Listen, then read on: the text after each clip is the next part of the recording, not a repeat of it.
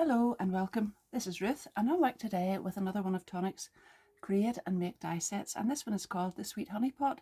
There are 18 dies in this and it's one of the Create and Make, as I said, so this is a new type of thing that Tonic have been doing just for a little while, and it's a sort of a cheaper price point. It's more affordable for a lot of people, and you will have an extra die cutting to do, but I'm sure if you're crafty at all, you'll not mind that, especially if you're going to get it at a good price.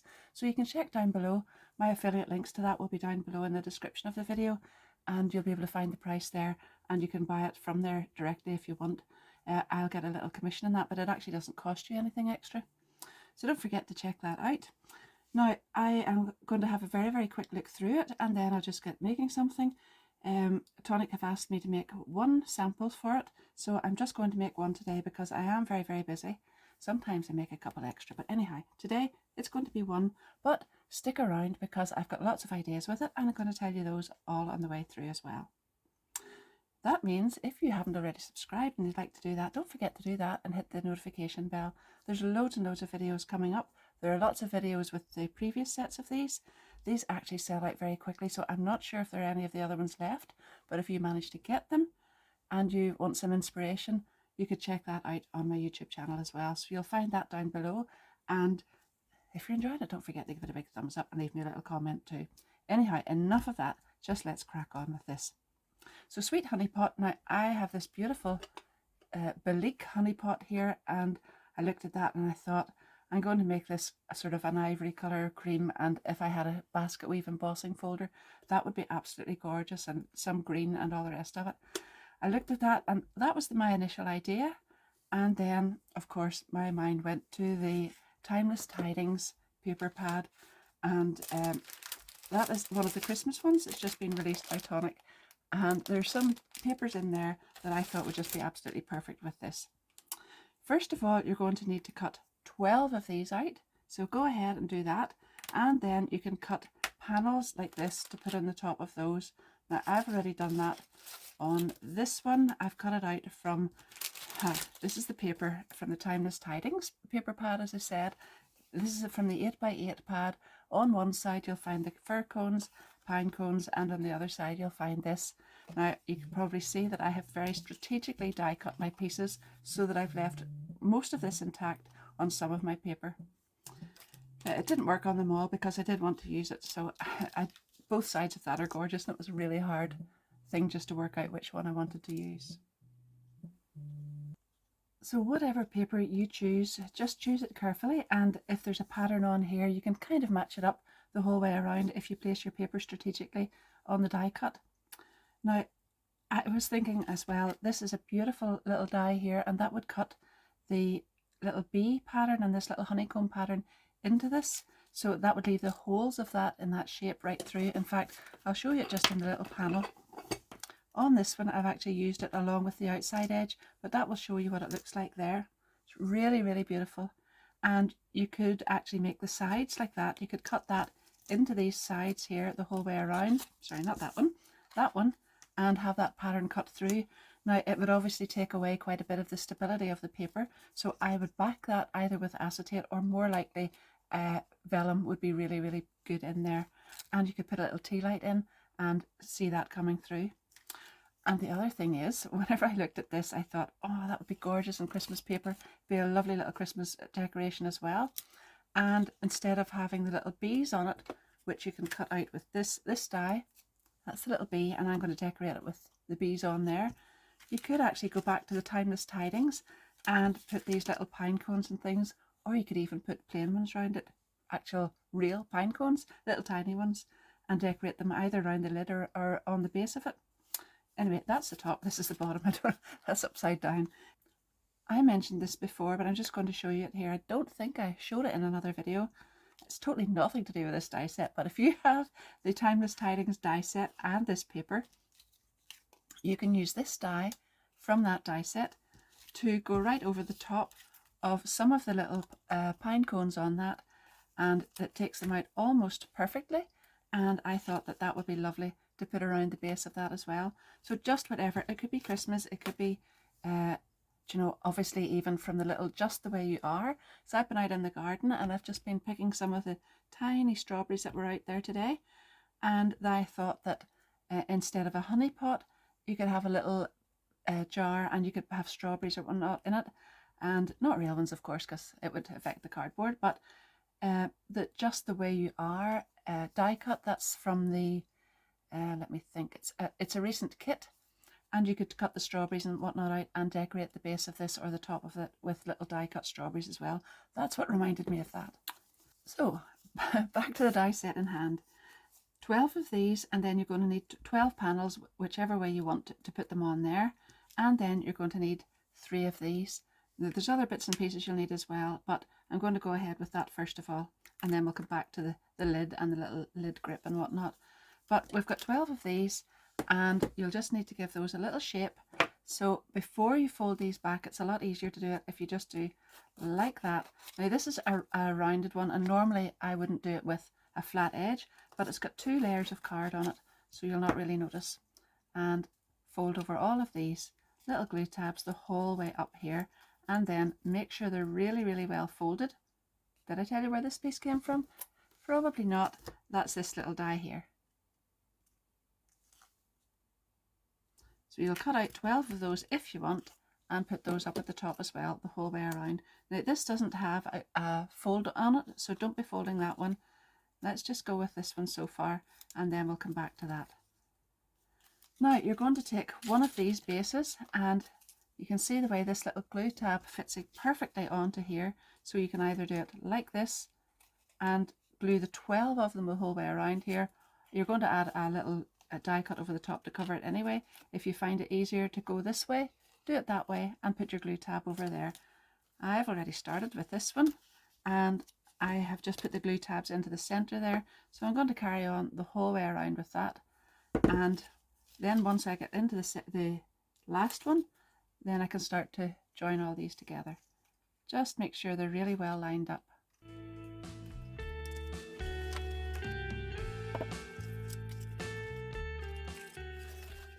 They're all attached there now, and they're all really, really nice and neat. So I'm happy with that. And now I'm going to turn it over to the inside, and I can take my second one of these and just glue it over there and make sure all of the glue tabs are covered over. And that also just strengthens the base as well. I've actually used 216 GSM Craft Perfect card for this. You could probably use something a bit heavier, but I have got, I'm happy with the weight of this for what I'm going to use it for. And it's got 2 layers as well, because the card, the paper actually that I'm putting on that is 200 GSM as well. So it's actually kind of a lightweight card rather than a paper. So there we are. Now, the next bit is to attach all of these sides. So just fold some of those in and put glue along these glue tabs here. So right up the side there, and then attach them to the next one the whole way around. Now I'm using the Craft Perfect deluxe adhesive, the Nouveau deluxe adhesive. It's really, really good for this because it's sort of fast grabbing and you don't have to hold on to this too long. But I'm going to just put glue on the whole way up on one of these first of all. This is the point where you don't want to rush this. You don't want to say, oh, I've got 12 of these, I better hurry up. Take your time, it'll be worth it, and it'll save you time in the long run. You'll not have to take any of them apart again if you just get it right at this stage. So what I normally do with something like this is I'll curve this round and press the top one into, push that in there, press the top one into place first of all, and just hold it with my finger and thumb in at the back there. And then you can go down there and press the rest of them and push them in so that you can see that they're actually all folded right in there, and you're not going to have any sort of gaps the whole way down. I don't know what it is about gingham, but I absolutely love it. I love this sort of check effect, the little ginghamy pattern. It's beautiful. It works so well with summer stuff. And well, I don't know, I live in Northern Ireland. We haven't had much of a summer here so far. It's been very wet and not great weather. Sunny today, mind you, but it's also really beautiful with Christmas stuff. So it just works well with everything, and I loved it. I was so happy when I saw it in that paper pad. Anyway, enough of that. I'm going to work my way the whole way around this, just doing the same thing until I get all of these joined up.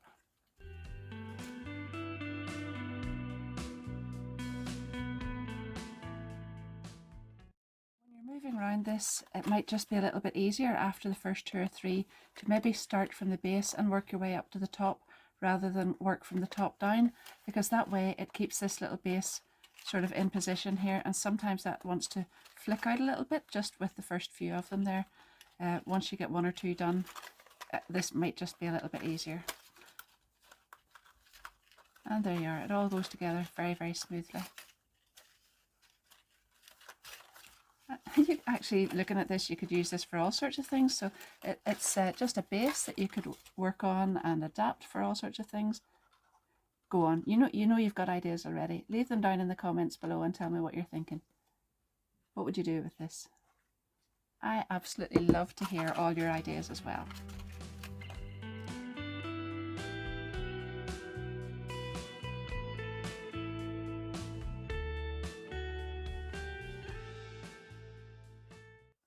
That really does look beautiful, and extra specially beautiful in that paper, I think. Anyhow, now you're going to go ahead with all these top pieces and make sure all of those little tabs are sort of facing outwards. You want those glue tabs in behind there, and just go ahead and add some glue onto each of those like that, and tuck it in behind its counterpart right there, making sure that this piece here is in behind here. You can at the same time, I think I'll just go ahead and do this on this one, but I might come back and do those parts later. But anyhow, what we're doing here is really going round and putting all these pieces in, and then it will get folded over, and that is going to go on like that. So I think for the rest of these, all I'm going to do is go ahead and glue these tabs in, but make sure that each one of those is folding right over the top here. And then we can glue all of those pieces at the end. And I'll hold those in place with pegs when I'm going around here.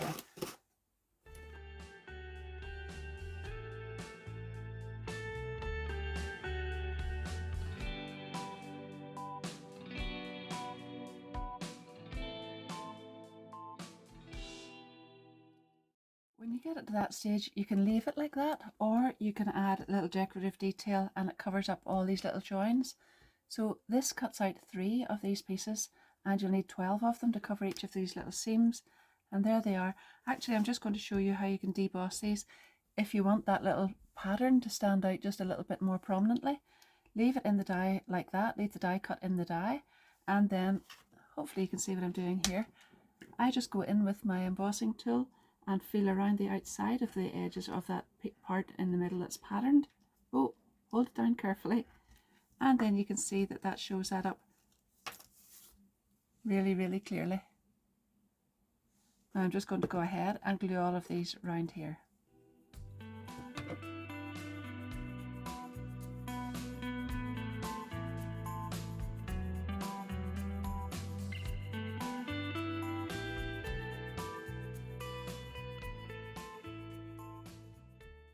That is such a beautiful shape, and I don't know what it is about gingham, but it always makes me smile. So I just love that already. Isn't that really beautiful around the top? Not only does it cover that, but it really strengthens that top. You can really feel the difference that the double layer of card makes, and then this on top and the glue in between. It's very strong. Now we're going to go on to make the lid, and obviously then there are 12 sides to that. This cuts out 2 at a time, so you'll need to cut out 6 of this. And then as well, you can use these panels together to create little decorative panels for the top. So what I've done is I've just taken the outside ones and I've cut those in gingham, and I've attached them, glued them on here, and I've burnished all of these score lines the whole way around like that. Now first of all, we're just going to glue the long side panel here, this long glue tab, to the next one, and do that with all of these to join them all up together first.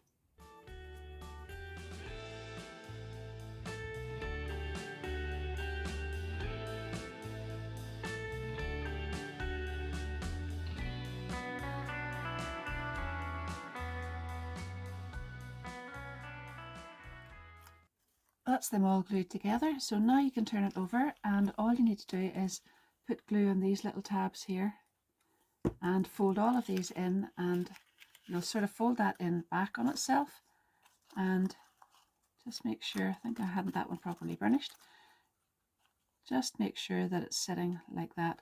Now you'll know it's in the right place whenever those little tabs a line across the top there, and that's perfectly smooth across there. Again, you can use little pegs to hold that.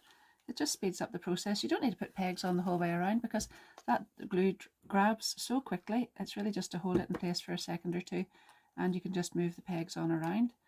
Take it off there and move it onto there. But again, you'll know it's in the right place when all of that's lined up. This is called the little grip panel, and it actually says on the instructions that you need to cut this out twice. I can only find a use for one.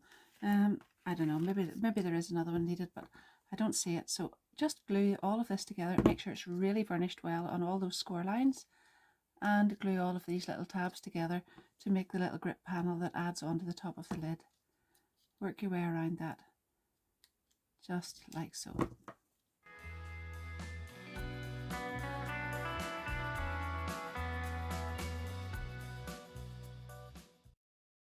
And now you want to attach that onto these, so just put glue around the edges of all of these and glue these together, that directly on top.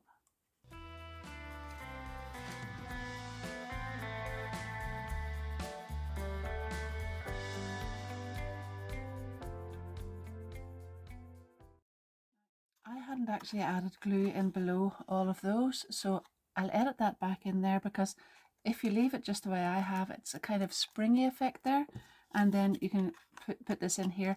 But the drawback with that is whenever you put it onto the little honey pot, it does sort of sit up a bit here and it doesn't go down flat. So I'm just going to put glue in around here now. I can manage that, okay, it's not a problem. In around there first and hold all of those down.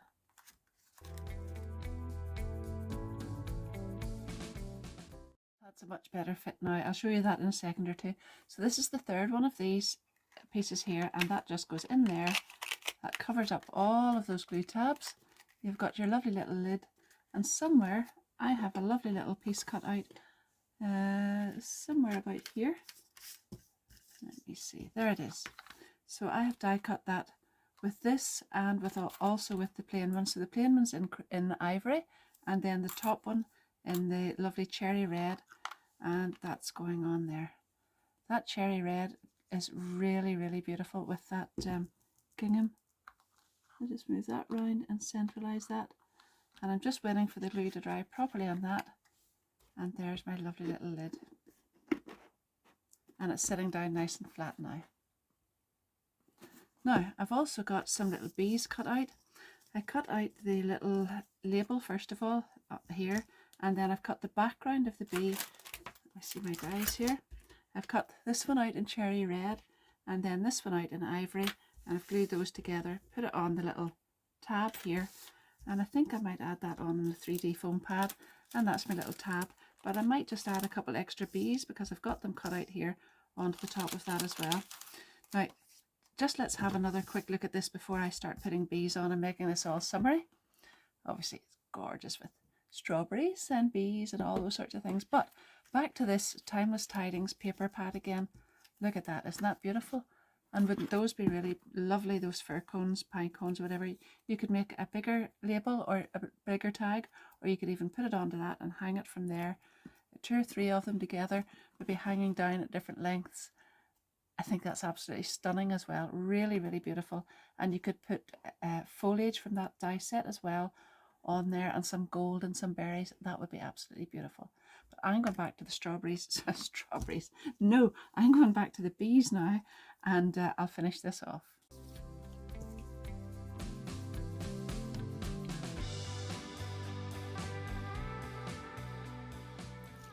So I've just put a little thread of ribbon through the little tag there, and it's not even glued on, so I might just glue that on there just to hold it in place, and there we are, that's it. So there's my, I'm going to hold this together just because I don't want that to fall off. Isn't that so pretty? And look at the size of that. There's loads and loads of room in there. I'm actually just going to measure this for you as well. So right across the top here, that measures from the widest point is 11 centimeters from one to the other, and the height is, ooh, now let's see, I wonder does it say on the die set. It's very hard to tell on a curved object, but the height without the lid looks to me about 12 centimeters. And then the lid, of course, on top of that would be another 4 possibly, but that will depend on how you've made it up. But that's just approximate because obviously it's very, very hard for me to tell whenever that's curved like that. Anyhow, I think that is absolutely beautiful. I hope you've enjoyed making that along with me. I know some of you, I know lots of you actually make along with me, so I'm really, really happy to have your company, and I hope you don't mind me rabbiting on while you're making yours as well. But that is gorgeous. Please try it in some really, really beautiful paper and let me see as well. Now I know that there is going to be absolutely stunning. Really, really beautiful. If you want bees the whole way around that, even the right way up would be nice. That way with the bees the whole way around it. But I just thought I would like to do this for a little change. I'd love to know what you think of it. I'd love to know what you think of the video as well. And don't forget, if you haven't subscribed, please do that and come back and see me again very, very soon. My links for all of this, my affiliate links, are down below, and you'll find everything very, very easily listed for you. You should be able to find everything right away. So thank you so, so much. And in the meantime, happy crafting. Bye bye.